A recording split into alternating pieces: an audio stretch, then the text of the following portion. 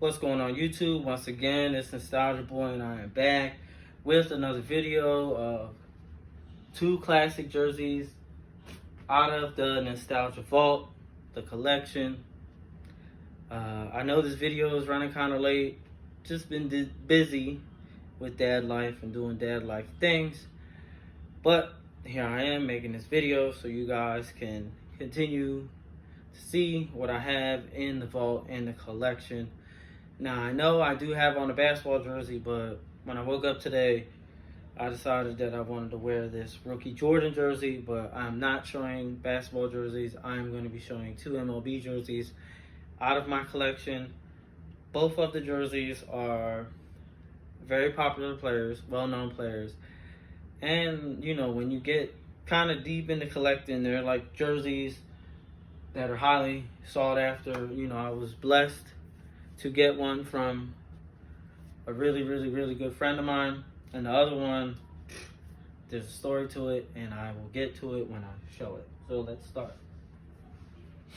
First up, we have your 1989 Philadelphia Phillies road Mike Schmidt jersey. This would be Mike Schmidt's last year in the majors, so last All-Star game and last season in the majors. These jerseys are so dope. I know majority of his career he wore the pinstripes and the powder blue burgundies that the Phillies were known for wearing during the 70s and the 80s. I think they only wore this style for a few years in the late 80s, I believe early 90s. But this would, I think, be the only year that Mike Schmidt wore this. Maybe wrong, but I know they didn't wear this that much. This jersey here, I've had for a while. It was also in my legit video for MLB jerseys because, you know, it has the name on back. There was a point where Peter Capolino did not have the rights to players' names, and then he got it. So there's Made in USA jerseys with no names on back, and then, you know, after he got the rights, there is with the names on the back of the jersey. So like I said, I got this from a really good friend, really good friend. I was blessed with it, and I'm very thankful to have this jersey. So first, let's get to it. 20, and the Philadelphia logo is double stitched. You have the burgundy on the white. You have your old school, older run jock tag. There goes the felt 1989 patch. Here goes your neck tag, Made in USA. This one actually says size 44 instead of saying large on it. Now on the left sleeve, you have the Phillies logo at the time, which I think is super dope. I love this retro patch, which of course what it is now. I have I had a couple tees with this on it. That building right there that they have in there, that's where Benny Frank would be standing atop of if you go to Philly, or if you've already been there, that's the building that Benny Frank is on top of.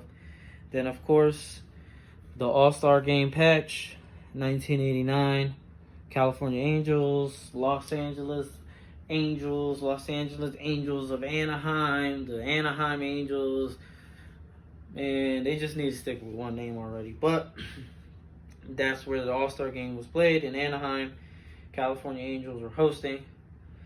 On the sleeve and on the side of the body, you have this race stripe going down. So you have the burgundy stitched.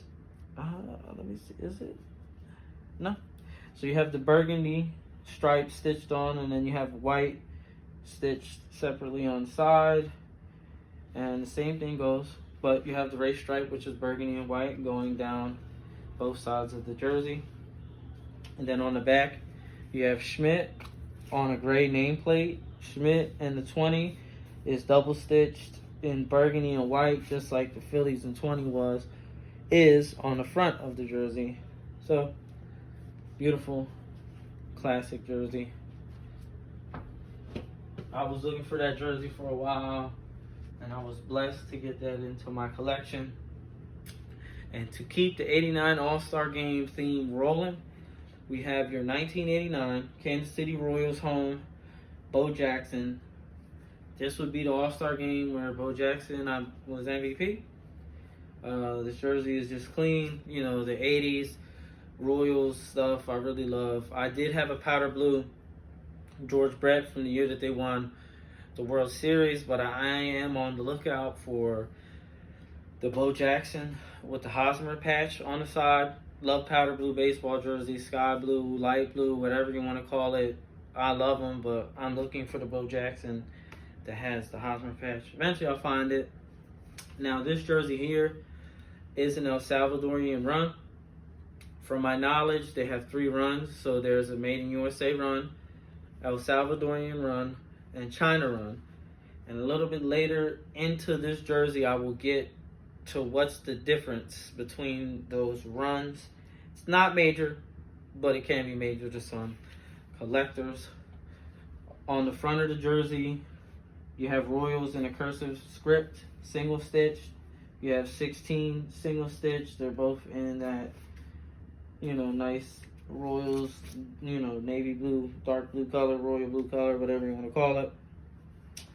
Here goes your old school jock tag, El Salvadorian jock tag. Korea would also have the same jock tag, but there also is some made in Korea that don't like to look like this. There's a smaller run where they just have the year tag. I actually do have a jersey that is made in Korea and only has the year tag, but a majority of them would look like this. You would have the gray jock tag and the player's name and year. Here goes the neck tag for El Salvador, size 44, and then you have the little size tag, 44 on the side as well. This jersey right here, I almost thought I wasn't going to get it.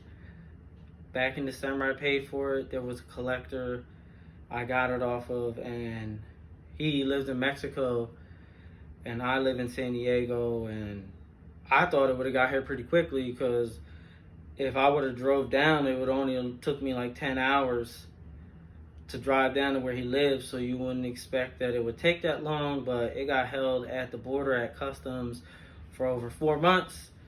I really appreciate, you know, the seller. You know, we communicated. He told me that, you know, he could give me my money back, give me a credit. Like if a jersey appears, the credit could go to purchase it if it's the same amount, or, you know, it could go to help paying for it for me to grab it so that I could have the jersey.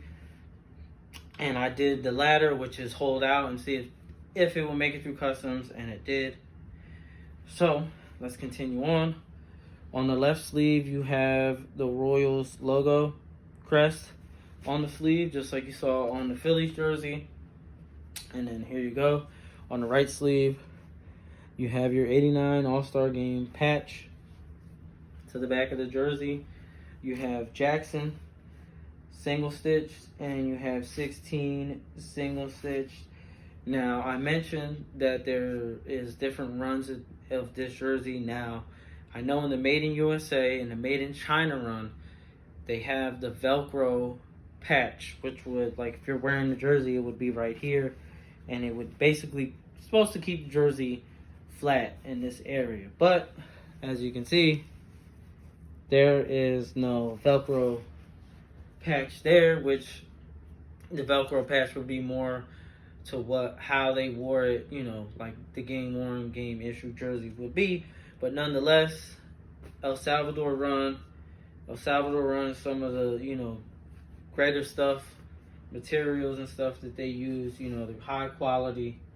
So I'm not upset in the El Salvador run. I could just go buy a Velcro patch and put it there if I really want to.